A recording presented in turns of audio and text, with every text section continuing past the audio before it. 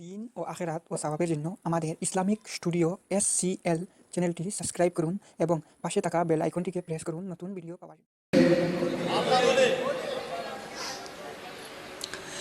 একজন বড় ওলি ছিলেন যার নাম ছিল নিজামউদ্দিন আউলিয়া। নাম শুনেছেন তো? শুনেছেন না? আপনারা তো শুনছেন নিজামউদ্দিন আউলিয়া নাকি খুন কইরা মানুষ মাইরা বলেছে ৯৯ জন। আল্লাহ জানে এগুলা কই পান আপনারা। কে যে এগুলা লেখে তাও তো খুঁজে পাই না।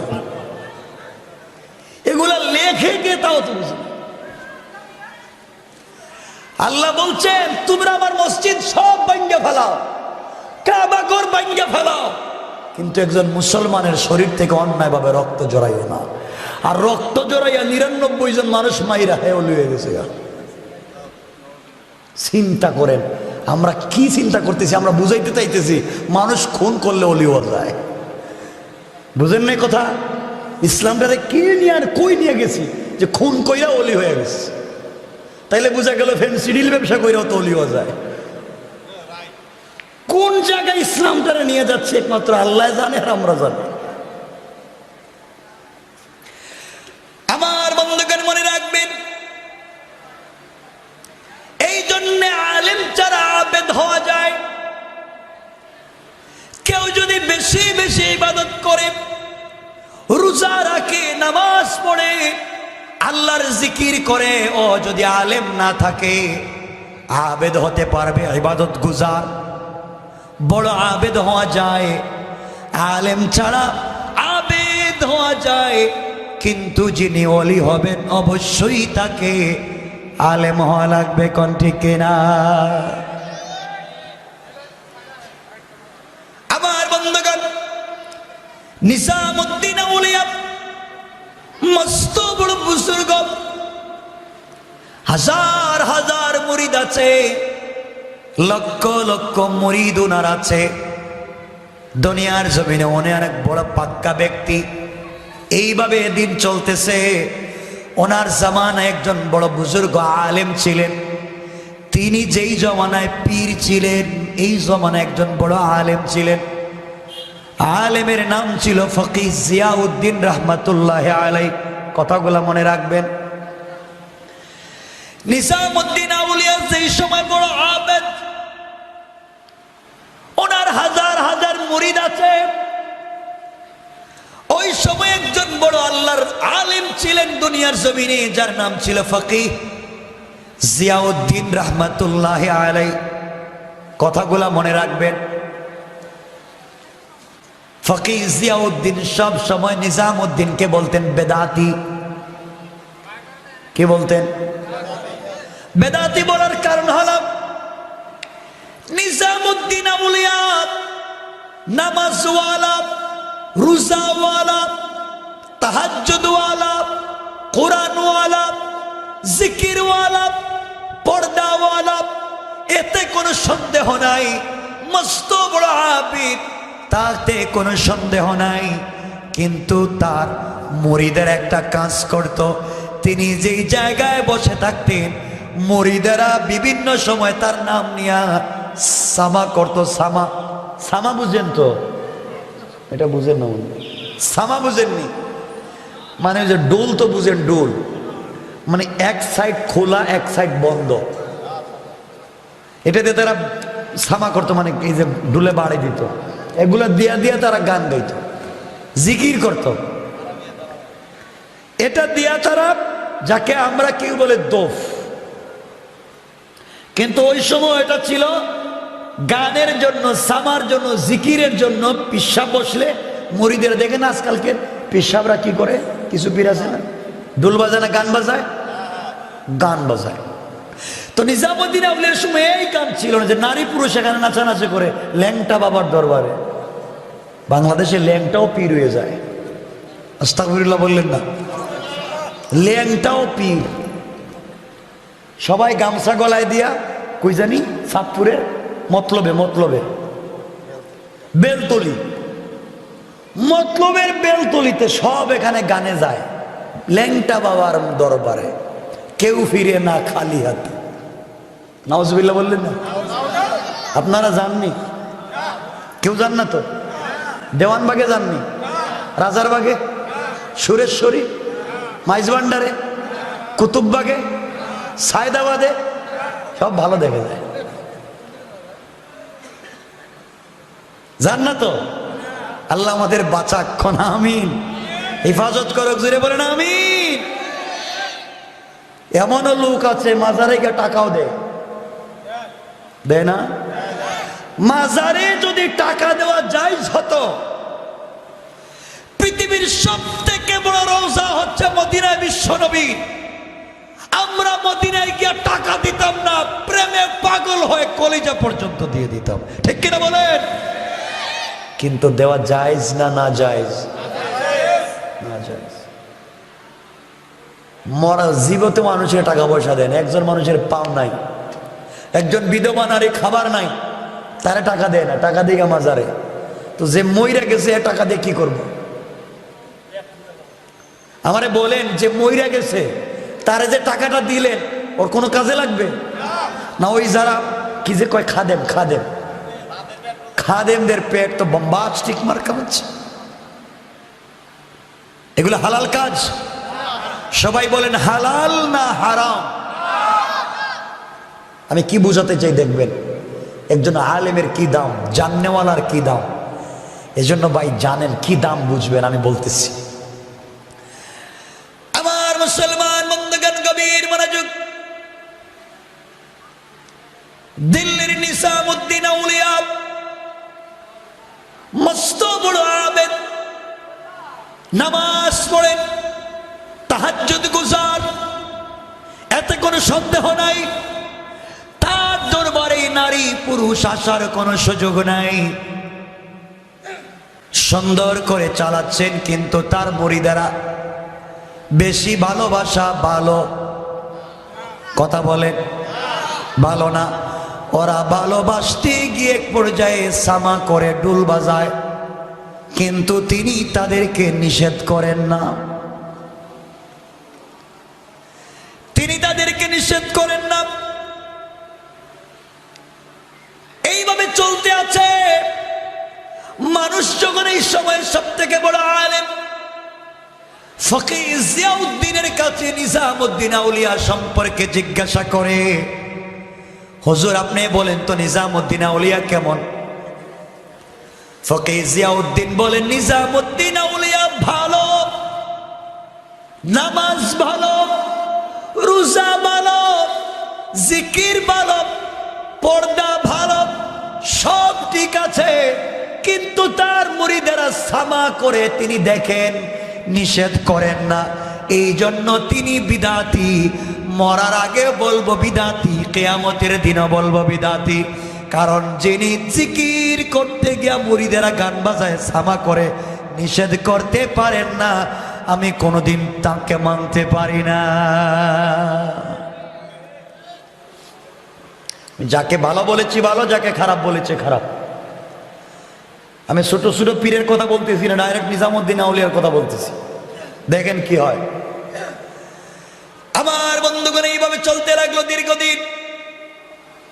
নিজামুদ্দিন আউলিয়া জানতে পারলেন ফকিহ জিয়াউদ্দিন তাকে বিদাতি বলেন, তাকে মানেন না।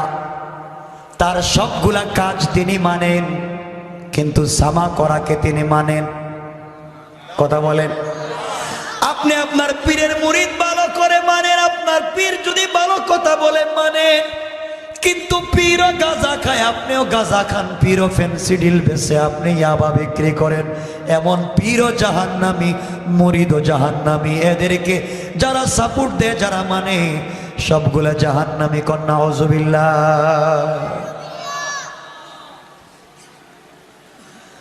আমার বন্ধুগণ, একবার ফকিহ জিয়াউদ্দিন অসুস্থ হয়ে পড়লেন। দিল্লির সব থেকে বড় আলিম ফকিহ জিয়াউদ্দিন অসুস্থ হয়ে গেলেন। সবাই মনে করলো তিনি আর বাঁচবেন না। এমন সময় নিজামুদ্দিন আউলিয়া একদিন এক প্রোগ্রামে যাচ্ছেন। রাস্তায় যাওয়ার পথে মুরিদেরা বলছে, পীর সাহেব হুজুর আপনি জানেননি কোনো খবর? তিনি বললেন, না জানি না, কি হয়েছে? সবাই বলতেছেন পীর সাহেব শোনেন, আপনাকে যেই ব্যক্তি সারা জীবন বিদআতি বলেছে, আপনাকে যেই ব্যক্তি কোনোদিন মানতে চায় না, পাবলিকের সামনে আপনাকে বিদআতি বলে ছোট করে, ফকি জিয়াউদ্দিন অসুস্থ, সাকারাত শুরু হয়েছে, মরে যাবে। মুরিদের উদ্দেশ্য ছিল এই কথা যদি নিজামুদ্দিন আউলিয়াকে বলে তিনি খুশি হবেন, আর বলবেন সেই ব্যক্তি আমাকে সারা জীবন বিদআতি বলছে, ও মরে যাচ্ছে, মরে যাক। যা আমরা করব, আমরা হলে তো ফেসবুকে টুইটারে আমাদের পীর সাহেবের নাম দিয়ে লাগাই দিতাম। নিজামুদ্দিন আউলিয়া বলেন, সত্যি কি তুমি দেখে এসেছ? সত্যি কি তুমি জানো তিনি অসুস্থ? কয় হ্যাঁ আমি জানি অসুস্থ। এমন সময় নিজামুদ্দিন আউলিয়া বললেন, আমার সবগুলা প্রোগ্রাম ক্যান্সেল, আমি আজকে কোন প্রোগ্রামে যাব না, আমি আজকে কোন মাহফিলে যাব না, তোমরা আমাকে নিয়ে চলো, ফকির জিয়াউদ্দিনকে অসুস্থ দেখতে যাব। সারা জিন্দেগি এই লোকটা আমাকে বিদআতি বলতে পারে, কিন্তু তিনি হলেন এই জামানার সব থেকে বড় আলেম, তাকে সম্মান দেওয়ার জন্যে আমাকে কি বলল তা জানতে চাই না। একজন বড় আলেমকে সম্মান জানাতে তার ইন্তেকালের সময় তাকে দেখতে যেতে চাই। সুবহানাল্লাহ বলেন।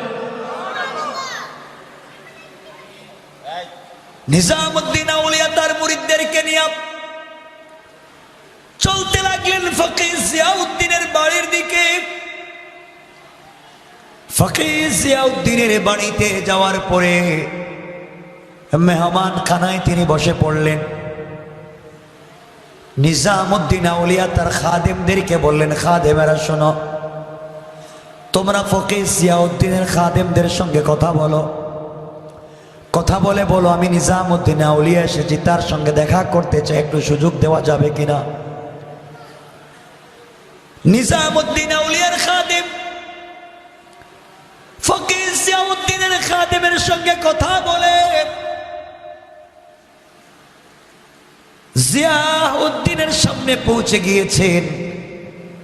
ফকির জিয়াউদ্দিনকে বলছেন, বড় হুজুর, নিজামুদ্দিন আউলিয়া আপনাকে দেখতে এসেছেন, মেহমান খানায় বসে বসে আপনার অনুমতি চাচ্ছেন, আপনি অনুমতি দিলে তিনি আপনার সঙ্গে দেখা করবেন। ফকির জিয়াউদ্দিন শুয়ে আছেন, বসতে পারেন না, দাঁড়াতে পারেন না, এত অসুস্থ। তিনি বললেন, তুমি কে? তোমাকে আমি চিনি না। নিজামুদ্দিন আউলিয়ার খাদেম বলছে, আমি নিজামুদ্দিন আউলিয়ার খাদেম, আমাকে তিনি পাঠিয়েছেন দেখা করার জন্যে, আপনার সঙ্গে কথা বলার জন্য অনুমতি প্রার্থনা করেছেন। ফকির জিয়াউদ্দিন বললেন, তুমি চলে যাও, যে লোকটাকে সারা জীবন বিদআতি বলেছি, আমি হয়তো এখন ইন্তেকাল করব, না হয় কোন সময় মরব জানি না, বিছানায় পড়ে গেছে, উঠতে পারবো না। যেই লোকটাকে সারা জীবন বিদআতি বলেছি, আজকেও বেদাতি বললাম, আর আমি ইন্তেকালের আগে কোনো বিদআতির চেহারা দেখে মরতে চাই না। চিন্তা করতেছেন? চিন্তা করতেছেন? যা সারা জিন্দেগি বলেছি এখনো তাই বলবো। নিজামুদ্দিন আউলিয়ার খাদেম গরম রাগ হয়ে নিজামুদ্দিন আউলিয়াকে এসে বলছে, হুজুর, বলছিলাম যেই লোকটা আপনাকে দেখতে পারে না, সারা জিন্দেগি আপনাকে দেখতে পারলো না, আজও মরার আগে আপনাকে দেখতে পারে না, সারা জীবন আপনাকে বিদআতি বলেছে, আজও বিদআতি বলে, আজকে বলেছে আপনার সব কাজ ভালো, আপনি সামা করলে কেন বাধা দেন না, এই জন্য তিনি আপনার সঙ্গে দেখাও করবেন না, কথা বলবেন না। তিনি চান মরে যেতে পারেন, মরার আগে কোনো বিদআতির সঙ্গে কথা বলবেন না। চলেন আমরা চলে যাই, তার সঙ্গে কথা বলবো না, দেখা করবো না। নিজামুদ্দিন আউলিয়া চোখের পানি ছেড়ে দিলেন, আর খাদেমকে বললেন, ও খাদেম, আবার যাও, আবার যাও, আবার গিয়া বলো, একটু দেখো না অনুমতি চেয়ে দেয় কিনা। আমাকে যত বিদাতি বলুক, আমাকে যত গালি দে, একজন বড় আলেম ইন্তেকালের আগে তার সঙ্গে দেখা করি। কিন্তু কেন? নবীদের পরে তো আলেমদের স্থান, নবীদের পরে ওয়ারাসাতুল আম্বিয়া তো উলামায়ে কেরাম। যার কাছে কোরআনের জ্ঞান আছে, আল্লাহ বলছেন তার চাইতে বড় কেউ নাই। সুতরাং উনি বড় আলেম, তাকে দেখা দরকার। আল্লাহ রাসূল বলেছেন, আলাইকুম বিমুজালাসাতিল উলামা।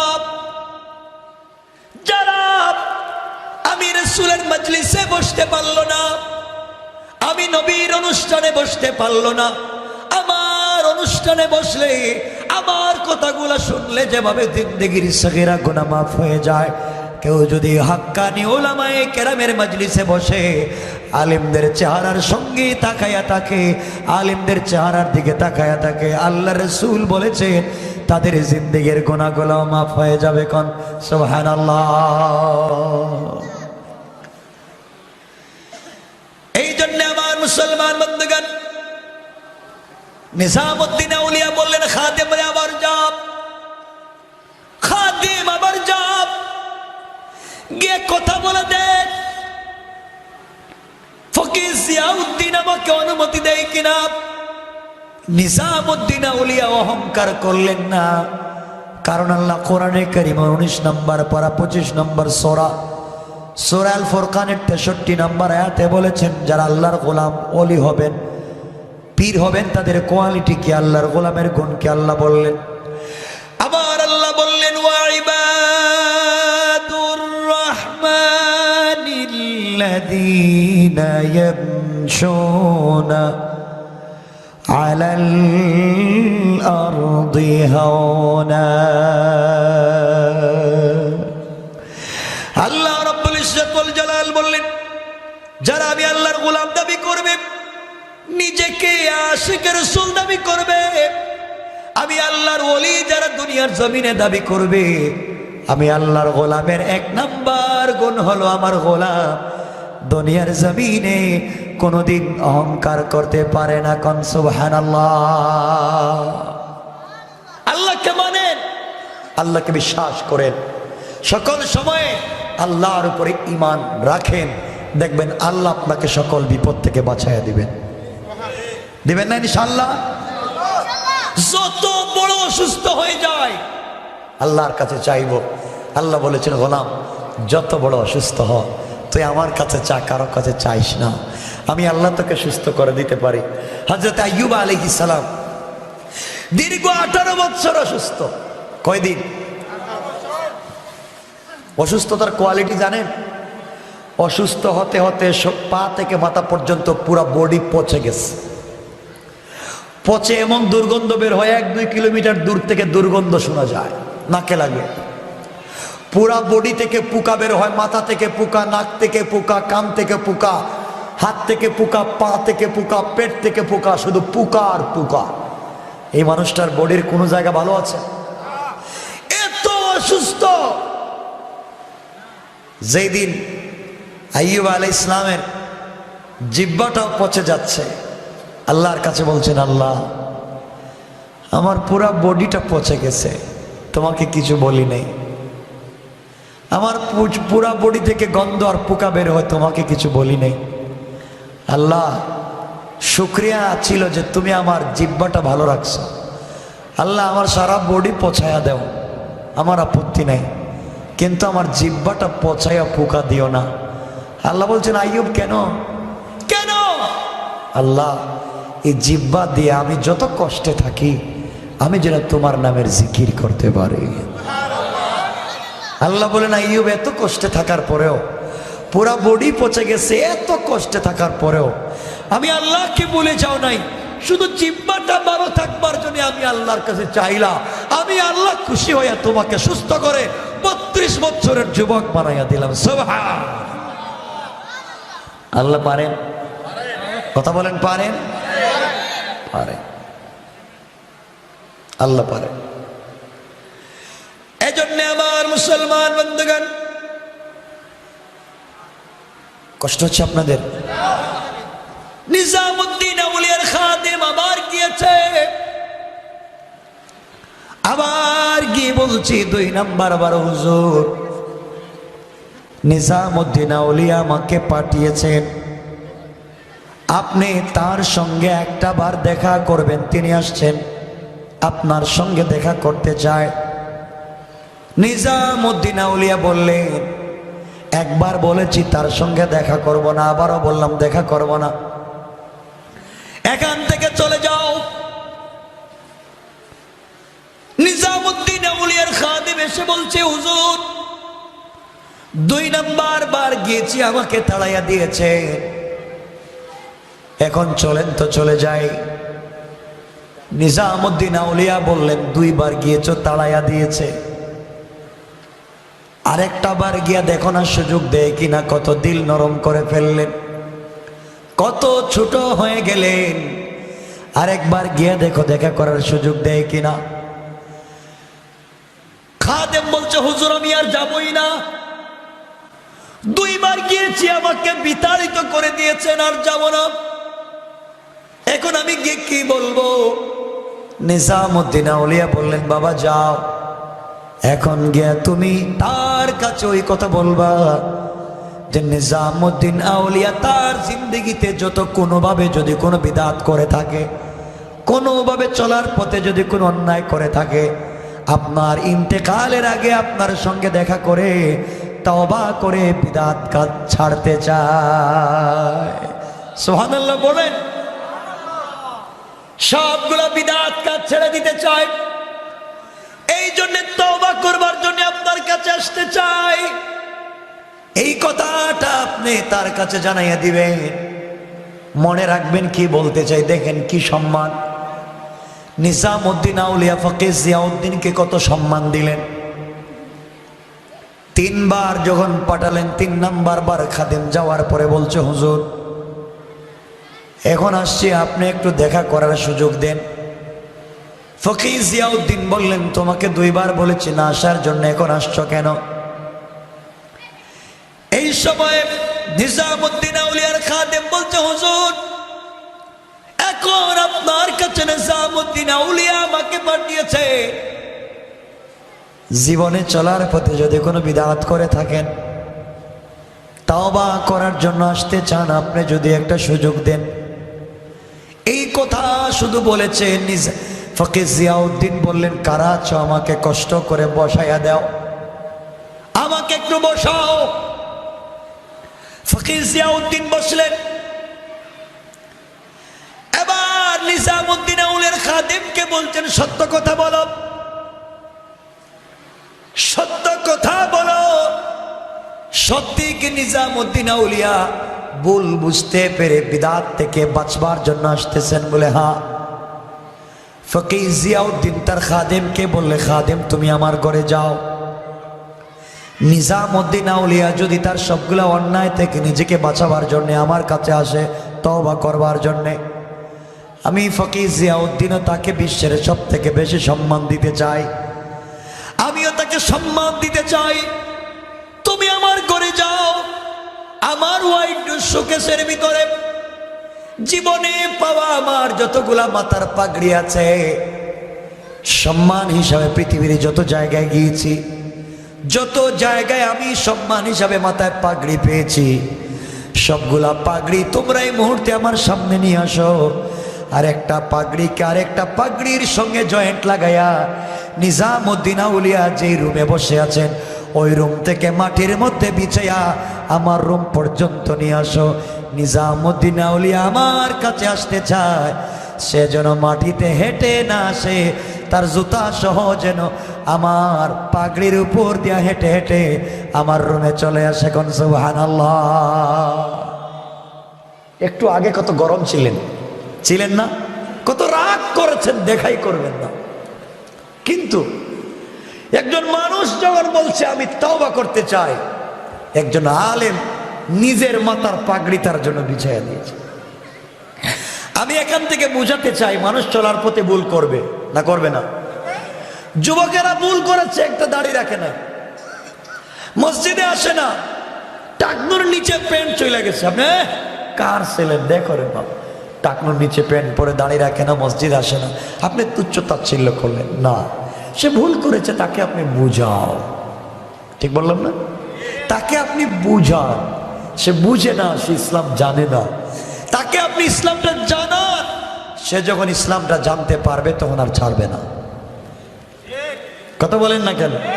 সে যখন ইসলাম জানবে তখন ছাড়বে না। এজন্য তাকে ইসলাম জানান।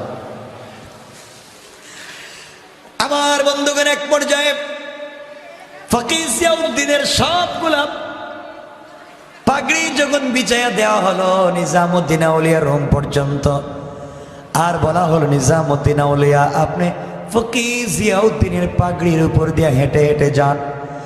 নিজামুদ্দিন আউলিয়া জুতা খুললেন আর বললেন আমি পাগড়ির উপর দিয়ে হাঁটবো। একজন আলেমের মাথায় পাগড়ি ছিল, ওই পাগড়ির উপর দিয়ে আমি হাঁটবো। তিনি বলেছেন হেঁটে যাওয়ার জন্যে।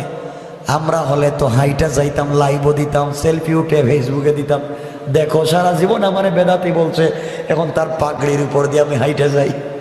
ঠিক না? আমাদের যে চরিত্র। নিজামুদ্দিন আউলিয়া নিজের জুতা করলেন, পাগড়ির উপর দিয়ে হাঁটলেন না, পাগড়ি গুলাকে মাটি থেকে উঠাতে লাগলেন আর নিজের মাথায় পেঁচাতে লাগলেন। আর বললেন ফকিহ জিয়াউদ্দিন যেই পাগড়ি মাটিতে বিছাইয়া দিয়েছেন, আমি ওই পাগড়িটা মাথায় পেঁচাইয়া নিলাম। আর এটাই হচ্ছে ফকিহ জিয়াউদ্দিনের পক্ষ থেকে আমাকে সব থেকে বড় সম্মান। কোন সুবহানাল্লাহ, আল্লাহু আকবার বলেন। আল্লাহ বলছেন আফামান শারাহাল্লাহু সাদরাহু লিল ইসলাম ফাহুয়া আলা নূরিম মির রাব্বিহ, যার কাছে ইসলামের জ্ঞান আছে সে সব থেকে বড় ব্যক্তিত্ব, সে সব থেকে বড় জিনিস, সব থেকে পাওয়ারফুল ব্যক্তি। আল্লাহ বলছেন সে হচ্ছে আমি আল্লাহর জ্ঞান থেকে পাওয়া আলোর মধ্যে আছে। কান সুবহানাল্লাহ।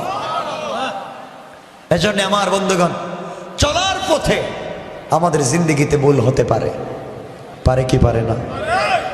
এজন্য আমরা চলার পথে মিথ্যা কথা বলবো? আমরা বলিনি মিথ্যা কথা।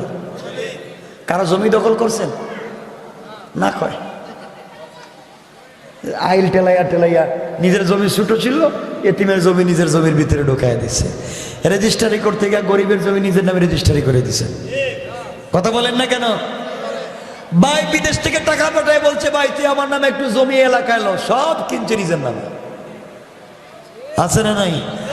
বাবা মরে যাওয়ার আগে, বাবা মরে যাচ্ছে, যে কোনো একটা ছেলে বাবার কাছ থেকে টিপসই নিয়ে আনি সিস্টেম। আছে না নাই? শয়তানি, এত শয়তানি কইরা এমনও লোক আছে এলাকায়, জানি না আপনাদের এলাকায় আছেন এই লোকটা, দেখবেন নিজের সম্পত্তি বন্টনের সময় নিজের ছেলেকে ঠিক মতো বন্টন করে দেয়, নিজের মেয়েকে দেয় না। আসেনি? সম্পত্তি নিজের ছেলেকে দেয় কিন্তু মেয়েকে দেয়। হজে যাবেন বাবা, যার আগে সব সম্পত্তি বন্টন করতেছে, বন্টন করে সব ছেলেকে ঠিক মতো দিচ্ছে, মেয়ের হাতে 500 টাকা দিয়ে বলছে তুই একটু আপেল খাইস, আমি হজে গেলাম। আছে না নাই? মেয়েকে সম্পত্তি দেয় নাই। কাবার গিলাফে ধরে কাঁদতেছে আর কইতেছে আল্লাহ আমি সবগুলো ঠিক মতো দিয়ে আসছি, আমার মাফ করে দাও। আল্লাহ কো বাটপার, বাড়ি কই? নিজের মেয়েরে ঠকাই এখন আমারও ঠকাইতে এসেছিস। সম্পত্তি নিজের ছেলেরে দিলে মেয়েরে দিলে না, এমন লোক আসেনি এলাকায়? আচ্ছা কেউ মাইন্ড করবেন না, 90% কেউ মাইন্ড করবেন। একটা কথা বলেন, এখানে কারা কারা বিয়ে করছেন একটু হাত উঠান। অনেকে বিয়ে করছেন মাশাআল্লাহ। হ্যাঁ, বিয়ে করছেন না আপনারা? আচ্ছা বলেন তো, বিয়ের সময় কাবিনে লেখা ছিল নি বউর মোহর? কথা বলেন না কেন? না মোহর ছাড়া বিয়ে করছেন? মোহর লেখা ছিল না? মোহরের টাকা দিছেন? বউরে মোহরের টাকা দিছেন? টাকা পরিশোধ করছেন? কয়জন আর করছে? এতে 1জন বা 2জন বা 4জন। মাফ চাইছে? মাফ দিয়ে দিছে? মাফ দিছে তো? কি সুন্দর আপনাদের এলাকার মায়েরা মাফ কইরা দে না? খুব ভালো না? মোহরের টাকা দিছেন? কি মনে করেন আপনি কাবা ঘরের ইমাম হইতে পারেন আপনি বনি ইসরাইলের পয়গম্বর মুসার মতো হয়ে যেতে পারেন, কিন্তু আপনি যদি বউর মোহরে টাকা না দিয়া কবরে যান, আপনি জাহান্নামে যাবেন, জাহান্নামে। মোহরের টাকা দেন না কেন? লম্বা লম্বা বক্তৃতা তো দেন, এই করবেন শেক করবেন সব করেন, বউ টাকা দেন না কেন? মাফ করে দিছে, মাফ করছে তো, কিছু কয় না। মাফ করছে, কিছু কয় না কেন? মাফ করে দিছে না? যাদেরকে মাফ করে দিছেন বউ, যাদেরকে বউ মাফ কইরা দিছে মোহরের টাকা, আমি বললাম আগামীকালকে সকালে বউরে তালাক দিবেন। তালাক দেওয়ার পরে কি মোহর দেওয়া লাগবে? কিছু কয় না। লাগবে নি কেন? মাফ করে দিছে তে লাগবে কেন? মাফ করে দিছে তো এখন লাগবে কেন? এখন কেন? আগে মাফ করলে এখন আবার দিবে না কেন? এগুলা মাফ না, হারাম। কিসের মাফ? আপনি তো লম্বা লম্বা বক্তৃতা করেন, আপনি নেতা এলাকার, বউর টাকা দেন না, পাবলিকরে কেমনে দিবেন? এজন্য বউর মোহরে টাকা দিয়ে দিয়া কবরে যাইন। বাবা, আমি আমার দায়িত্ব ছিল আপনাদেরকে বলে দিতেছি, বউর মোহরে টাকা দিয়া কবরে যাইন, নাহলে তাহাজ্জুদে কাজ হবে না, কোন নামাজে কাজ হবে না, কোন দান খয়রাতে কাজ হবে না।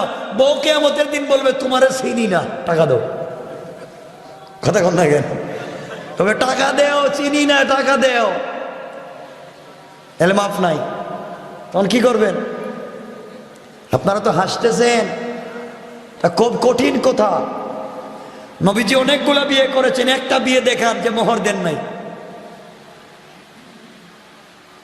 দিছেন? নগদ দিছে, নগদ, নগদ দিছে। এই জন্য আল্লাহর হস্তে, আল্লাহর হস্তে বাবা যারা বিয়ে করেছেন মোহরগুলা দিয়ে দিয়েন। কোন না ইনশাল্লাহ? মুরব্বী যারা আছে এরা কইব আমরা টাকা পাইবো কই? তা আপনারা টাকা পাইবেন কই? এতদিন কি করছেন? বউরে যদি 5টা শাড়ি প্রত্যেক বছর দিয়ে থাকেন, তাহলে এই বছর দিবেন 6টা, দিয়া বলবেন একটা তোমার ওই মোহরের টাকা থেকে কাটতে গেল। জুতা যদি 2 জোড়া দেন, এবার দিবেন 3 জোড়া, 1 জোড়া তোমার মোহরের টাকা থেকে কাইটা গেল। প্রত্যেক মাসে যদি 500 টাকা দেন হাত খরচ, এই মাস থেকে দিবেন 1000 টাকা, বলে 500 টাকা তোমার মোহর থেকে কাইটা গেল। এভাবে দিয়া দিয়া শেষ করে কবরে যাইয়েন। মনে রাখবেন, মনে রাখবেন, আবারও বলছি, এটা বান্দার হক। কিয়ামতের দিন আল্লাহ মাফ করবেন না, কারণ আল্লাহ বলবেন আমি জানি না, তুই বোর কাছ থেকে মাফ নিয়ে আয়। তো বোর কাছে গেলে আমি চিনি না, টাকা দেব। টাকা দিতে পারবেন? কোনো মাফ নাই রে ভাই। এ কথা আমার বিশ্বাস হয় আপনাদের? আমার কথাটা বিশ্বাস হয়? আল্লাহ কোরআনে বলছেন, দেখেন আল্লাহ বলছেন ইয়াউমা ইয়াফিরুল মারউ মিন আখিহি ওয়া উম্মিহি ওয়া আবিহি ওয়া সাহিবাতিহি ওয়া বানি। এই কথা বলতে গিয়ে আল্লাহ বলছেন ইয়াফিরু মানে ফেরার। ফেরারির আসামি তো বুঝেন, যার উপরে ওয়ারেন্ট আছে, যে ওয়ারেন্টের আসামি, রেপ খুঁজতেছে, পুলিশ খুঁজতেছে, এই বেচারা এখানে ওয়াজ শুনতেছে। এমন সময় রেবের 2 গাড়ি এখানে দাঁড়ায় করতেছে, আব্দুল্লাহ কই? ও যখন দেখছে রেবের 2 গাড়ি, আচ্ছা কোন তো, এদিকে আগুন জ্বলতেছে, এদিকে সাগরের পানি, ওখানে দাঁড়াইয়া থাকবে না, দৌড় দিবে। কথা বলেন নাকি?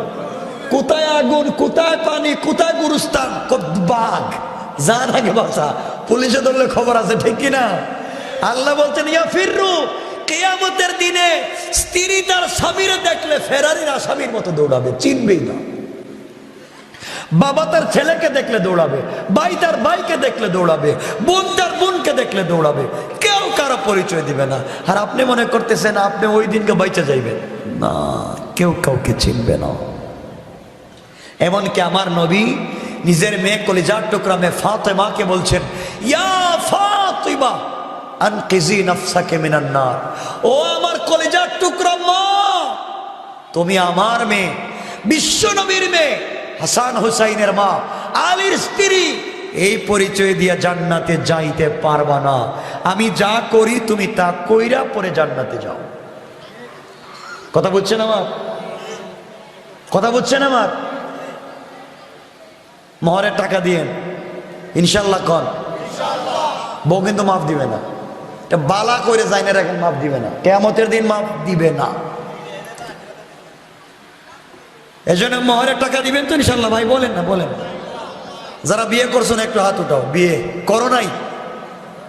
আল্লাহ রে, মোটামুটি কয়েকজন বাকি আছে বিয়ের। বিয়ে করবা না? না নিয়ত নাই? আচ্ছা, কয় ঠিক আছে, বিয়ে করবা, কিন্তু বিয়ের সময় কোনো যৌতুক নিতে পারবা না। যৌতুক নিবা? কিছু কয় না কেন? যৌতুক নিবা? যৌতুক যদি নেওয়ার নিয়ত থাকে, বিয়ে যাওয়ার আগে বাথরুমে ঢুকে যাইবা, 2 ঘন্টা ইচ্ছা মতো খাইবা। পারবা? যৌতুক অবশ্যই, যৌতুক হারাম। যৌতুক সবাই বলেন হারাম। যৌতুক নিবেন না। আর যারা বিয়ে দিবেন মেয়ে, যৌতুক দিবেন না। আজকালকে বেশিরভাগ স্বামী তার স্ত্রীকে পিটায় যৌতুকের জন্য, ঠিক কিনা বলেন? পেট্রোল দিয়ে আগুন ধরায় দেয় যৌতুকের জন্য। আপনারা আমাকে শুরুতেই বললেন আমরা মুসলিম, তো কোন সাহাবী বউরে যৌতুকের জন্য আগুন দিয়ে জ্বালাইছে? আমরা তো এগুলা করি না, করি না? লজ্জা হয় না? বউর টাকা দিয়ে আপনি চলাফেরা করেন, বউর দেওয়া গাড়িতে আপনি চড়েন, বউর দেওয়া পালঙ্গে আপনি ঘুমান। আল্লাহ, আপনি নাকি পুরুষ। এজন্য যৌতুক চাইব না, যৌতুক দিব না, ইনশাল্লাহ বলেন। সবাই বলেন ইনশাল্লাহ। আল্লাহ কবুল করুক, জুড়ে পড়েন আমিন। আচ্ছা, বিয়ের সময় গায়ে হলুদ করবেন না? কয় কত হাজি সাহেব যে বিয়ের সময় গায়ে হলুদ করে। হ্যাঁ, শোনেন, যারা গায়ে হলুদ করে, নাচানাচি করে, গান বাজনা বাজাইয়া সারা রাত ডুল তবলা বেহালা বাজায় গান গাইছে, বিয়ার দিন মাথায় পাগড়ি একটা দিছে। আল্লাহ কোষ শয়তান, সারা রাত্রে বাজাইলে গান, আর সকালের দিকে মাথায় দিছে পাগড়ি। কথা কন নাকি? এমন কি করবে? এমনকি নামাজও পড়ে মসজিদে যায়। এগুলো কেন করে? যাদের বাচ্চা তৃতীয় লিঙ্গের হয়, যাকে বলে সুজা বাংলায় হিজড়া হয়, যাদের বাচ্চা বিকলাঙ্গ হয়, বা যাদের বাচ্চা হাত দেখবেন লুলা হয়, লেংরা হয়, চোখে দেখে না, মনে রাখবেন তাদের বিয়ার রাত্র থেকে নিয়ে তাদের বিয়ার সবগুলা কাজ ছিল হারাম। এই জন্য আল্লাহ তাদের বাচ্চা দেন হারাম। কথা বুঝতে পেরেছেন? এগুলা করবেন না। বিয়ের দিনে কোরআন তেলাওয়াত নিজে করেন, নামাজ পড়েন, তাহাজ্জুদ পড়েন।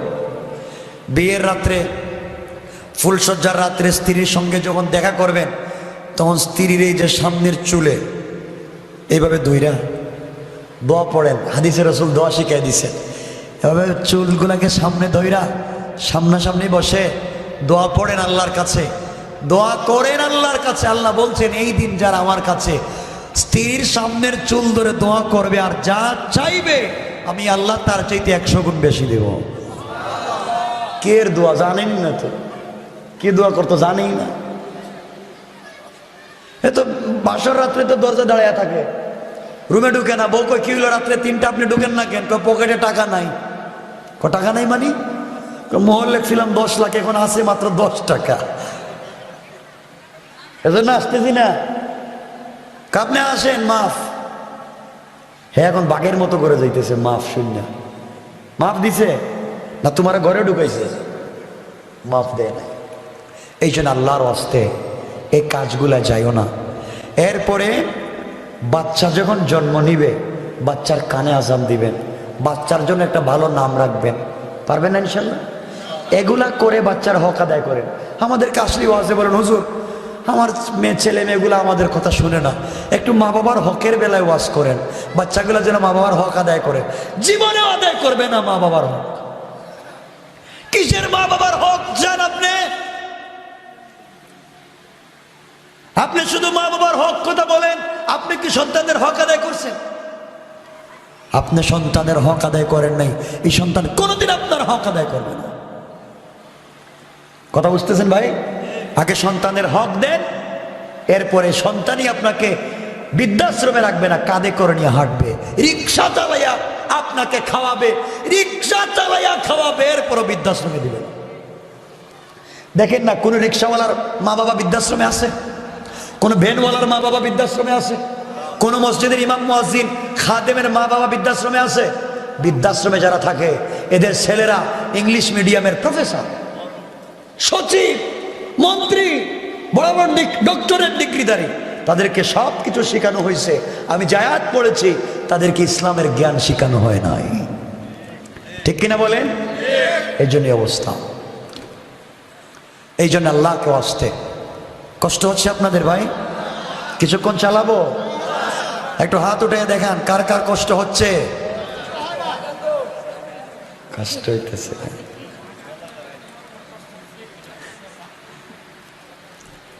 এই জন্য জীবনে গুনাহ হতে পারে। আল্লাহ বলছেন, গোলাম ও যুবক, তোমাদেরকে বলছি, জেনা করেছো না?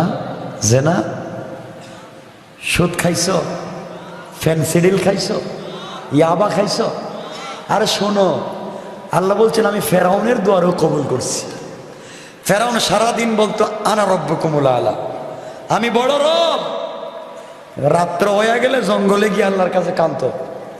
আল্লাহ বলছেন, ও ফেরাউন, সারাদিন তো আমারে চিনলে না, রাত্রে এসে আমার কাছে কান্না করিস। ফেরাউন ওই রাত্রে যা চাইবে আমি তোকে তাই দিব। আমরা কি ফেরাউন? আমরা নমরুদ? আমরা সাদ্দাত? আমরা কি? আমরা তো মুসলিম। আর যাই করি নাম তো আছে মুসলিম। কথা কন না কেন? তাহলে তওবা করলে মাফ করবেন না কেন? আল্লাহ বলছেন, যত বড় অপরাধী হলাম, আমার কাছে মাফ চা, আমি কথা দিলাম তোকে মাফ করে দেব। জোরে বলেন না সুবহানাল্লাহ।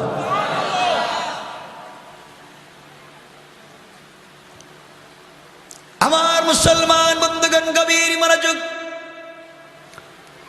আল্লাহর পয়গম্বরের একজন সাহাবী ছিলেন, যার নাম ছিল সালাবা আল আনসারী রাদিয়াল্লাহু তাআলা আনহু। উনি ছিলেন আনসারী সাহাবী। কথাগুলো মনোযোগ দিয়ে শুনবেন, কি বলতে চাই। সালাবা আল আনসারী রাদিয়াল্লাহু তাআলা আনহু আল্লাহর রাসূল এক যুদ্ধে যাবেন। মদিনার একজন ধনী সাহাবী, মদিনায় তিনি এসেছেন, যার নাম হযরত সাঈদ, যাকে বলেন সাঈদ ইবনে আব্দুর রহমান রাদিয়াল্লাহু তাআলা আনহু। সাঈদকে বিশ্ব নবী নিয়ে জিহাদে চলে যাবেন, যুদ্ধে চলে যাবেন। আল্লাহর নবী মদিনার মধ্যে একজন আনসারী সাহাবী, একজন মুহাজির সাহাবী, দুইজনকে দিয়ে বন্ধুত্ব করায় দিয়েছিলেন। আর বলছিলেন যে কারো অসুবিধা সুবিধায় একজন আর একজনকে সহযোগিতা করবা। বিশ্বনবী সাঈদকে নিয়ে যখন জিহাদের ময়দানে চলে যান, যাওয়ার সময় সাঈদ হযরত সালাবাতুল আনসারীকে বলছেন, ও আমার ভাই, আমি জিহাদে বিশ্ব নবীর সঙ্গে চলে যাই, তুমি আমার বাড়িটা দেখে রাখবা। আমার স্ত্রী ঘরের ভিতরে থাকে পর্দানশীল, তুমি আমার স্ত্রীকে দেখে রাখবা। আমি জিহাদে যাই, রাসূল পাকের সঙ্গে চলে গেলাম, তুমি দেখে রাখবা। এই কথা বলে সাঈদ ইবনে আব্দুর রহমান সালাবাতুল আনসারীকে বললেন, রাসূলের সাহাবীকে বললেন, বাইরে তুমি আমার বাচ্চা, আমার পরিবার, আমার সম্পত্তি, আমার বাগান, আমার স্ত্রী, সব কিছুকে তোমার কাছে আমানত রেখে গেলাম। আমি জিহাদে চলে যাই, তুমি আমানতকে রক্ষা করে চলবা। নবীজির সঙ্গে চললেন জিহাদের ময়দানে। আমার বন্ধুগণ, কি বুঝাতে চাই মনোযোগ দিয়ে শোনাব। হযরত সাঈদ বিশ্ব নবীর সঙ্গে চলে গেলেন। দীর্ঘদিন পর্যন্ত নবীজির সঙ্গে জিহাদে ছিলেন। এদিকে সালাবাতুল আনসারী রাদিয়াল্লাহু তাআলা আনহুর কাছে আল্লাহর পয়গম্বরের সাহাবী, যে কোনো সময় যে কাউকে শয়তান ধোঁকা দিতে পারে কিনা? কথা বলেন না কেন? মনে রাখবেন, যে কোনো সময় যে কাউকে শয়তান ধোঁকা দিতে পারে, তারই ক্ষমতা আছে। আল্লাহ কাছে শয়তান বলেছিল, আল্লাহ তাআলা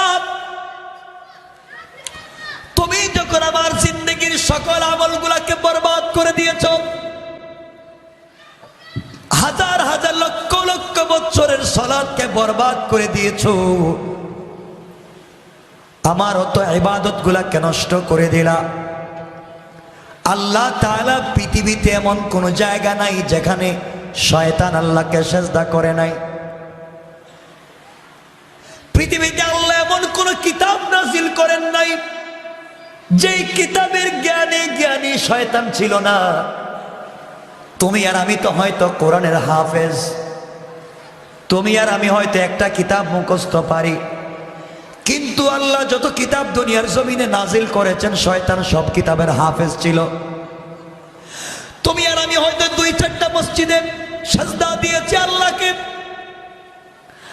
আর শয়তান এই জমিনের পূর্ব থেকে পশ্চিম, উত্তর থেকে দক্ষিণ, গোটা দুনিয়ার সকল জায়গায় আল্লাহকে সাজদা করেছে।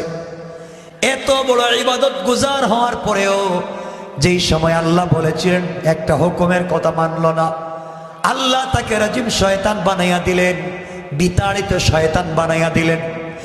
এমন সময় শয়তান আল্লাহকে বলেছিল, আল্লাহ তাআলা আমি এত ইবাদত করেছি, এত সালাত আদায় করেছি, এত নামাজ পড়েছি, এত রোজা রেখেছি, সব কিছু আপনি বরবাদ করে দিয়েছেন শুধুমাত্র কেবলমাত্র একটা হুকুম না মানার কারণে। শয়তান হুকুম মানে নাই কয়টা? কথা বলেন। আল্লাহ বলেছিলেন আদমকে সেজদা কর, এই একটা মাত্র হুকুম সেজদা করার কথা বলছেন, মানে নাই। আল্লাহ রব্বুল ইজ্জত ওয়াল জালাল তাকে শয়তান বানাইয়া দিলেন। আর আমরা তো আল্লাহর কোন একটা হুকুম মানি না। এরপর আমরা বড় মানুষ, মনে রাখবেন শয়তান আল্লাহকে বলেছে, আল্লাহ তাআলা আমি এত ইবাদত করলাম সবগুলাকে আপনি ধ্বংস করে দিয়েছেন, আগমনী তোমার কাছে আমি চাই। দেখেন শয়তান জানতো আল্লাহর কাছে না চাইলে কিছু পাওয়া যাবে, শয়তান জানতো, কিন্তু আমরা জানি না। শয়তান আল্লাহর কাছে বলছে, আল্লাহ তাআলা তুমি যেহেতু আমাকে শয়তান বানিয়ে দিয়েছ, আমাকে মারদুদ বানিয়ে দিয়েছ, আমাকে বিতাড়িত করে দিয়েছ, আল্লাহ তাআলা তোমার কাছে আমি চাইলাম কিয়ামত পর্যন্ত তুমি আমার হায়াতকে বাড়াইয়া দাও। শয়তান জানে আল্লাহর কাছে না চাইলে কেউ দিতে পারবে। আল্লাহ বললেন শয়তান রে যা, তোর হায়াতকে কিয়ামত পর্যন্ত বাড়াইয়া দিলাম। এবার শয়তান বলছে, আল্লাহ তাআলা তুমি আমাকে একটু শক্তি দাও। আল্লাহ বলেন শক্তি দিলাম। আল্লাহ আর একটু শক্তি দাও। কেমন শক্তি চাস? আমি যেন তোমার বনি আদমের রক্তে রক্তে, ব্লাডে ব্লাডে, রগে রেশায় ঢুকে ঢুকে ধোঁকা দিতে পারি। আল্লাহ বলেন যা, তোকে শক্তি দিলাম, তুই আমার গোলামকে ব্লাডের সঙ্গে মিশে মিশে ধোঁকা দিতে পারবে, যা। আল্লাহর কাছে বলছে, আল্লাহ আর একটু শক্তি দাও। কি শক্তি দিব? আমি যে কোনো সময় যে কোনো রূপ যেন নিতে পারি। আল্লাহকে দিলাম। আল্লাহ আরো শক্তি দাও, কি চাস? আয় আল্লাহ তাআলা আমি যেন দিনে ধোঁকা দিতে পারি, রাতে ধোঁকা দিতে পারি, জাগ্রত থাকতে ধোঁকা দিতে পারি, ঘুমের মধ্যে ধোঁকা দিতে পারি, সরাসরি সামনে না আইসা মনের ভিতরে ধোঁকাটা যেন দিতে পারি, এই শক্তি দাও। আল্লাহ বললেন শয়তান রে তোকে শক্তি দিলাম, যা। শয়তান এবার সবগুলা শক্তি পাইয়া, সবগুলা ক্ষমতা পাইয়া মুস্কে হাসে আল্লাহকে বলতেছে, আল্লাহ তাআলা জাহান্নাম কয়টা বানাইছো? আল্লাহ তাআলা এই জাহান্নাম দিয়ে লাভ হবে না, আরো বাড়াও, কারণ তোমার যতগুলা বনি আদম দুনিয়ায় আছে একটাও জান্নাতে যাবে না, সবগুলাকে ধোঁকা দিয়ে আমি জাহান্নামে দিব। নাউজুবিল্লাহ। এবার আল্লাহ বললেন শয়তান রে তুই আমাকে চ্যালেঞ্জ দিলি, তুই আমার সঙ্গে কৌশল করলে, ধোঁকাবাজি করলি, ক্ষমতা পাইয়া আমার গোলামকে ধোঁকা দিয়া জাহান্নামে নেবার কথা বললে। গোলাম রে, শয়তান রে শোন, তাহলে আমি আল্লাহ তোকে চ্যালেঞ্জ দিলাম, তুই আমার গোলামকে আমি যদি 100 বছর হায়াত দিই, 99 বছর 11 মাস 29 দিন তুই যদি ভুল পথে চালাস, আমার গোলাম যদি আমাকে বলে যায় আর একটা মাত্র দিন বাকি আছে আমার গোলাম মরে যাবে, ওই দিনের ভিতরে আমার গোলাম যদি গোটা জিন্দেগির গুনার জন্য আমি আল্লাহর দরবারে চোখের পানি ছেড়ে দিয়ে তওবা করে, আর আমার গোলামের চোখ থেকে মাছির দানা পরিমাণ 1 ফোঁটা পানি চোখ থেকে যদি গড়াইয়া পড়ে যায়, আমি আল্লাহ কথা দিলাম রে শয়তান, আমি আল্লাহ সাথে সাথে আমার গোলামের জিন্দেগির গুনাহগুলোকে মাফ করে জান্নাতি বলে ফয়সালা করে দিতে আমি আল্লাহর 1 মিনিটও দেরি হবে না। কোন সুবহানাল্লাহ। আবার বন্ধুগণ, আশরাফ আলী থানভী লিখেন, এক গোলাম, এক যুবক 80 বছর আল্লাহর কাছে প্রতিদিন ডাক দিয়া বলে, ইয়া সনামু, ইয়া সনামু, ইয়া সনামু। সনামন অর্থ মূর্তি, কি মূর্তি। প্রতিদিন মূর্তি সামনে নিয়া ডাক দিয়া বলে, ইয়া সনামু, আমার মেয়ের বিয়া সাহায্য করো, আমিও সুস্থ সাহায্য করো। আচ্ছা, কোন তো মূর্তি কিছু শুনে? আপনারা বলেন মূর্তি কিছু বুঝে? প্রতিদিন এভাবে মূর্তির সামনে নিয়ে ইয়া সনামু বলে, একদিন 2 দিন না, বলতে বলতে 80 বছরের শেষ হয়ে গেছে। সনামন বলতে বলতে পাগল, কেউ তো তার কথা শোনে না। আল্লাহর গোলাম একদিন মাগরিবের সময় পাগলের মতো ইয়া সনামু, ইয়া সনামু, ইয়া সনামু বলতে বলতে পাগল হয়ে গেছে। মূর্তি তো কথা শোনে না। হঠাৎ করে ভুল করে তার মুখ দিয়া ইয়া সনামুনের জায়গায় আমার আল্লাহর সিফতি নাম ইয়া সমাদু বের হয়ে গেছে। কোন আল্লাহু আকবার। ইয়া সমাদু যখন তার জবান দিয়া বলে ইয়া সমাদু বের হয়ে গেছে, সাথে সাথে কুদরত থেকে, গায়ব থেকে আওয়াজ এসেছে, লাব্বাইকা ইয়া আবদি। গোলাম 80 বছর আমি আল্লাহকে ডাকলে না, প্রয়োজন পড়লো না, আজকে হঠাৎ করে সমাদ বলে আমাকে ডাক দিলে। গোলাম কেন ডাকলে, কি অসুবিধায় পড়লে? আমি আল্লাহ আছি, তুই আমাকে বল, আমি তোর সমস্যার সমাধান করে দেব। গোলাম চোখের পানি ছেড়ে দিল। 80 বছর সনামুন ডাকলাম, সাড়া দিল না। আজকে ভুল করে সমাদু ডেকে ফেললাম, যে আমার ডাকে সাড়া দিয়েছে তিনি আমার আল্লাহ। সাথে সাথেই গোলাম কালিমা পড়ে মুসলমান হয়ে যায়। কোন সুবহানাল্লাহ। আমার বন্ধুগণ, শয়তান আল্লাহর কাছে চ্যালেঞ্জ করলো, কেউ জান্নাতে যাবে না। আল্লাহ চ্যালেঞ্জ করলেন, যত বড় অপরাধী হোক আমার কাছে চাইলে আমি মাফ করে দেব। আমার বন্ধুগণ, এইভাবে শয়তান হযরতে সালাবাতুল আনসারী রাদিয়াল্লাহু তাআলা আনহু, আল্লাহর পয়গম্বরের সাহাবী হযরতে সালাবাকে শয়তান ধোঁকা দিতে লাগলো আর বলল, সালাবারে, তোমার কাছে তোমার বন্ধু সাঈদ, তার বাড়ি, তার সম্পত্তি, তার টাকা পয়সা, তার বাচ্চা, তার স্ত্রীকে তোমার কাছে আমানত রেখে গেছে। সবগুলাকে দেখে রাখবার জন্যে ও সালাবাতুল আনসারী, তুমি কি আজকে পর্যন্ত সাঈদের স্ত্রীকে দেখেছ? সাঈদের স্ত্রী বিশ্ব সুন্দরী একটা মেয়ে, এই মদিনার সবথেকে সুন্দরী একটা মহিলা। তুমি ঘরের ভিতরে যাও, আজ পর্যন্ত একদিন তুমি সাঈদের স্ত্রীকে দেখলা না। তোমার মনের ভিতরে কি যৌবনের চাহিদা নাই? তোমার ভিতরে কি খাহেশ মেটাবার ইচ্ছা নাই? সাঈদের স্ত্রীকে একা পাওয়ার পরে কি তুমি তার দিকে তাকাও না? সাঈদ তো রাসূলের সঙ্গে যুদ্ধে আছে, সে তো তোমাকে দেখতেছে না। এই সুযোগ তো জীবনে হাতছাড়া করা যায় না। শয়তান ধোঁকা দিতে পারে কিনা? কথা বলেন। সালাবাতুল আনসারীকে ধোঁকা দিতে লাগলো। এইভাবে ধোঁকা দিতে দিতে সালাবাতুল আনসারী রাদিয়াল্লাহু তাআলা আনহুর মাথায় যখন শয়তান কুমন্ত্রণা দিল, তিনি একদিন হযরত সাঈদ রাদিয়াল্লাহু তাআলা আনহুর ঘরের ভিতরে ঢুকলেন। ঘরের ভিতরে ঢুকে সাঈদের স্ত্রীকে ডাক দিলেন। সাঈদ রাদিয়াল্লাহু তাআলা আনহুর স্ত্রীর সামনে হাজির হলেন। তিনি তার বন্ধু, তার ভাইয়ের স্ত্রীর হাত ধরলেন, আর কিছু করেন নাই, শুধু হাত ধরলেন। শুধুমাত্র কুমন্ত্রণায় পড়ে এমন সময় সাঈদের স্ত্রী বলতে লাগলেন, ও সালাবাতুল আনসারী, আমি তোমার ভাইয়ের রেখে যাওয়া আমানত।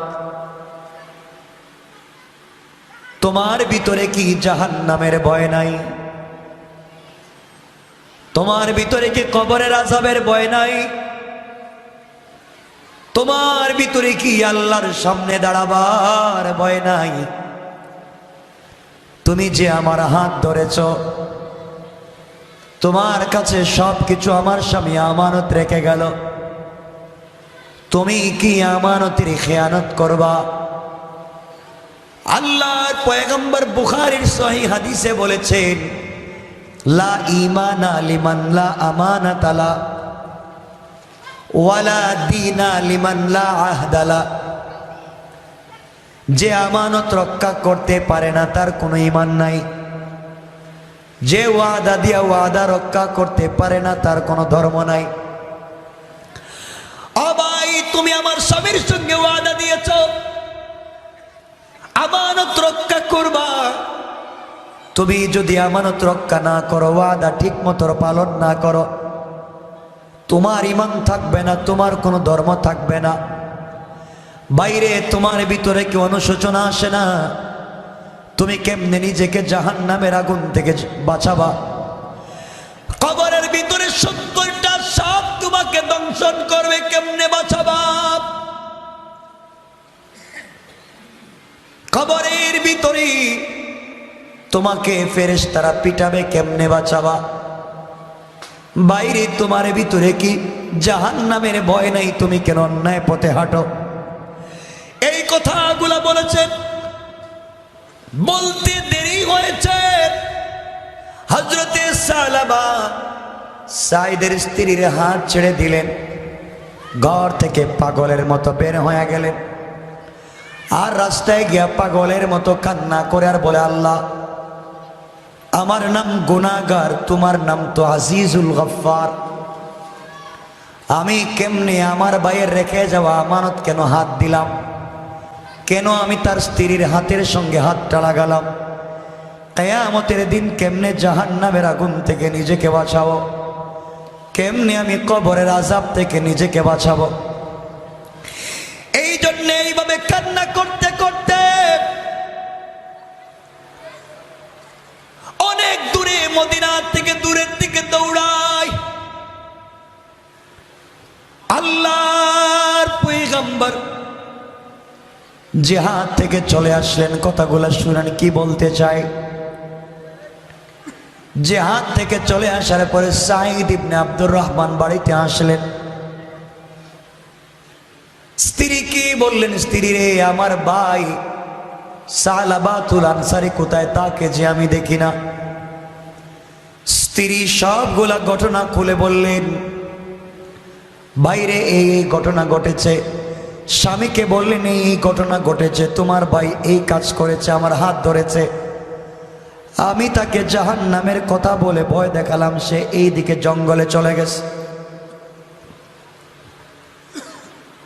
সাঈদ ইবনে আব্দুর রহমান দৌড়াতে লাগলেন জঙ্গলের দিকে। গিয়ে দেখেন হযরতে সালাবা জঙ্গলের এক কর্নারে পুরা পুরা চোখের পানি ছেড়ে কান্না করে তওবা করে। সাঈদ বললেন, বাইরে তোমার কাছে আমি সবকিছু আমানত রেখে গেলাম, আর তুমি কেন আমার স্ত্রীর হাত ধরলে, এমন অন্যায় করলা? কি গুনাহ হয়েছে আমি তো জানি না, তুমি চলো নবীজির দরবারে যাই, দেখি নবীজি কি বলবেন। সালাবা বললেন, বাইরে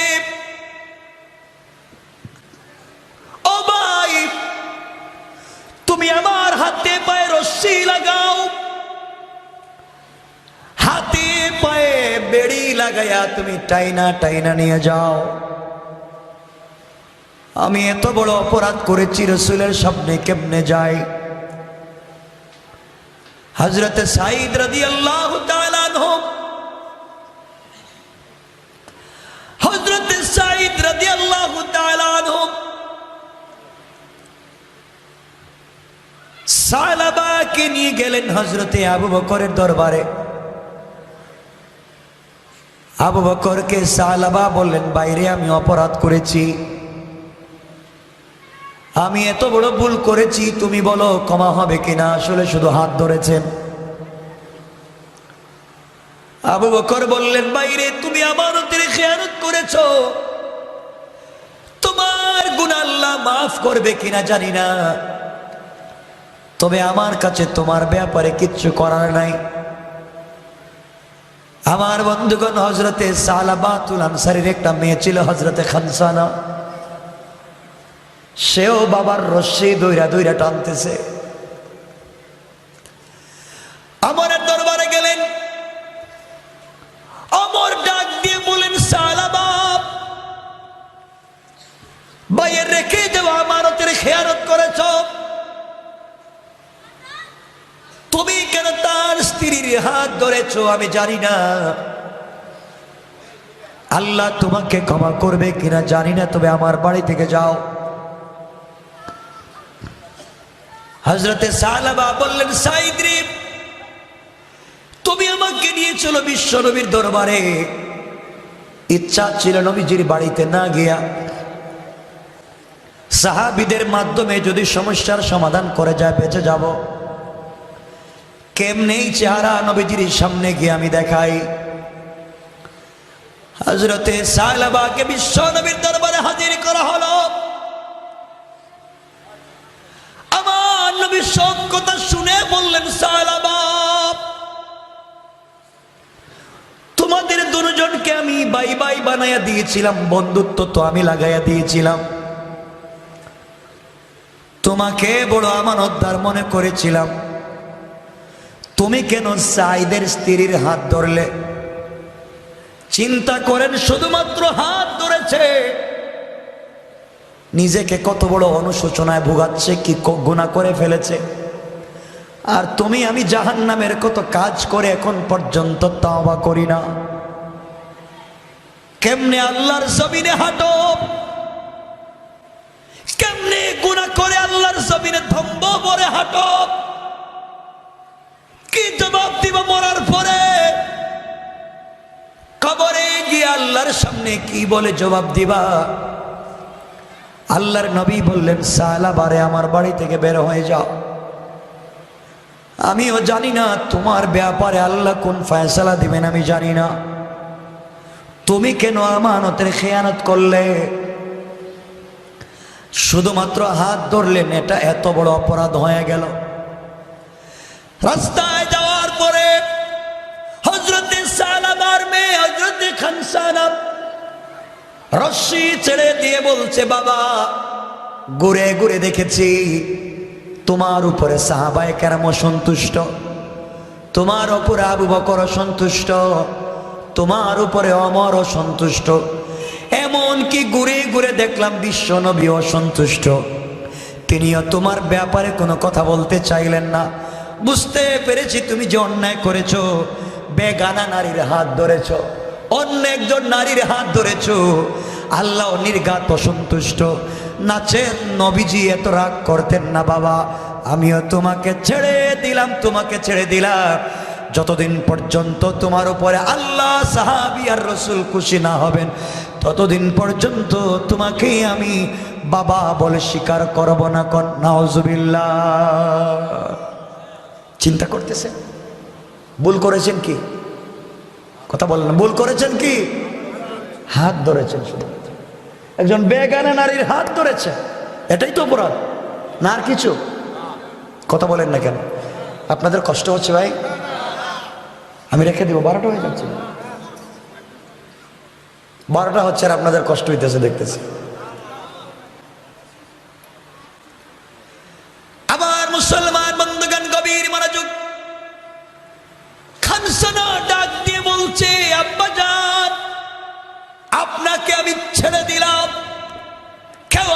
উপরে খুশি না, জিন্দেগিতে আপনাকে বাবা বলে স্বীকার করব না। তুমি কেন অন্য নারীর হাতটাকে তুমি ধরলা, এটাই অপরাধ। এবার সাদ হযরতে সালাবাতুল আনসারী সাইদকে বলছেন, বাইরে তুই আমার হাত ছেড়ে দে, আমি আর মদিনায় থাকবো না, এই জমিনে আমি আর থাকবো না, যেই জমিনে আল্লাহ আমার উপরে খুশি না, জমিনে বিশ্ব নবী আমার উপরে সন্তুষ্ট, সাহাবায়ে কেরাম আমার উপরে সন্তুষ্ট, আমি আর থাকবো না, ছেড়ে দে। হযরতে সালাবাতুল আনসারীকে ছেড়ে দেওয়া হলো। মদিনা থেকে অনেক দূরে চলে গেলেন। বিশাল বড় মদিনার দূরে একটা পাহাড়ের উপরে উঠে গেলেন। পাহাড়ের উপরে উঠে গভীর রাতে চিৎকার করে কান্না করে বলে, আল্লাহ, আমার নাম তো গুনাহগার, তোমার নাম তো আজিজুল গফফার। আয় আল্লাহ, ঘুরে ঘুরে দেখেছি এই মদিনার কেউ আমাকে দেখতে পারে না। আবু বকরের বাড়িতে গিয়েছি, তিনিও আমাকে তাড়াইয়া দিয়েছেন। আল্লাহ তাআলা ওমরের বাড়িতে গেলাম, তিনিও আমাকে তাড়াইয়া দিলেন। মুসলমানেরা আমার দিকে তাকাইয়া তারা মুখ ফিরাইয়া নেয়, আমি এত অপরাধ করছি। আল্লাহ তাআলা কেউ আমার দিকে তাকায় না। এমনকি আমি বিশ্ব নবীর বাড়িতে গেলাম, বিশ্ব নবীও আমাকে বের করে দিয়েছে, আমার সঙ্গে পর্যন্ত কথা বললেন না। অমনি এত বড় অপরাধ করেছি, আমার মেয়ে আমাকে বাবা বলে স্বীকার করতে চায় না। দুনিয়ার জমিনের চাইতে লাঞ্ছনার কিছু হতে পারে না। আল্লাহ তাআলা রাত্র গভীর হয়ে গিয়েছে, অমনি মদিনার সবগুলা মানুষ ঘুমিয়ে গিয়েছে। কত বাচ্চা মায়ের কোলের ভিতরে ঘুমায়, কত সন্তান বাবার গলা জড়ায়া ঘুমায়। আল্লাহ তাআলা ভাই তার ভাইয়ের গলা জড়ায়া ঘুমায়, বোন তার বোনের গলা জড়ায়া ঘুমায়, স্বামী তার স্ত্রীর গলা জড়ায়া ঘুমায়। আল্লাহ তাআলা জমিনের পশু পাখি গোলাপ বাসায় ঘুমায়। গোটা দুনিয়া নিস্তব্ধ, পিন পতন, নীরবতা। আল্লাহ তোমার এক গুনাহগার গোলাম সালাবাতুল আনসারী ঘুমায় না, গুনাহ করেছে সালাবা, ঘুমায় না। আয় আল্লাহ তাআলা, কথা দিলাম, তুমি যদি আমাকে মাফ না করো, আমি কিন্তু পৃথিবীর কোনো খাবার খাবো না। আল্লাহ, তুমি যদি আমাকে মাফ না করো, আমি সেজদা থেকে মাথা উঠাবো না। এইভাবে কান্না করে করে সময় কাটায়া দে। তার চোখের পানি পড়তে পড়তে গালে দুইটা দাগ পড়ে গিয়েছে। সেজদা থেকে মাথা উঠায় না। অপরাধ করেছেন, তওবা করেছেন, অন্যায় করে ফেলেছেন, গুনাহ হয়ে গিয়েছে। আল্লাহর দরবারে চোখের পানি ছেড়ে কাঁদতেছে। এইভাবে একদিন দুই দিন না, চলে গেল 40 দিন। আল্লাহর পয়গম্বর আখিরি জামানার নবী জনাবে মুহাম্মদুর রাসূলুল্লাহ সাল্লাল্লাহু আলাইহি ওয়াসাল্লাম ফজরের নামাজ পড়ে বসে আছেন। এমন সময় জিবরিল আমিন এসে হাজির হয়ে গেলেন। জিবরাইল এসে বললেন, ইয়া রাসূলুল্লাহ, ইয়া হাবিবাল্লাহ, আপনার কাছে জানতে চাই, আপনি বলেন তো দেখি, এই দুনিয়া আপনি সৃষ্টি করেছেন না আল্লাহ? আল্লাহর পয়গম্বর বললেন, জিবরাইল, এই দুনিয়া তো সৃষ্টি করেছেন আল্লাহ। আবার জিবরাইল বললেন, পয়গম্বর আরবি, আপনি বলেন কোন মানুষ যদি গুনাহ করে মাফ করবেন আপনি না আল্লাহ। আল্লাহর পয়গম্বর বললেন জিবরাইল, কেউ যদি গুনাহ করে মাফ তো করবেন একমাত্র আল্লাহ, পৃথিবীর কেউ মাফ করার ক্ষমতা নাই। পয়গম্বরে আরবি তাহলে জবাব দেন। কিছুদিন আগে সালাবাতুল আনসারী নামে একটা যুবক সাঈদের স্ত্রীর হাত ধরেছে, এই জন্যে কত তওবা করেছে, আপনারা বের করে দিলেন, কেউ জায়গা দিলেন না।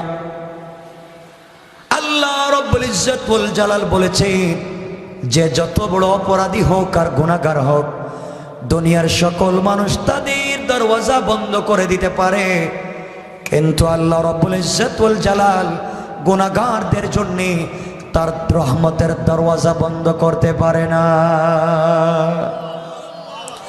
আগে পয়গম্বরে আরবি সালাবাতুল আনসারী এত বেশি করে তওবা করেছে, আল্লাহ রব্বুল ইজ্জত ওয়াল জালাল তার তওবাকে কবুল আর মঞ্জুর করে তার জিন্দেগির গুনাহকে মাফ করে দিয়েছে। শুধু তাই না, এত বড় তওবা করেছে সালাবাতুল আনসারী, তার তওবাকে লিস্টেড রেজিস্টারিকৃত 70 জন মদিনার জাহান্নামীদের মধ্যে যদি বন্টন করে দেওয়া হয়, আল্লাহ রাব্বুল ইজ্জত ওয়াল জালাল আরো 70 জন জাহান্নামীকে মাফ করে দিবেন। কোন সুবহানাল্লাহ।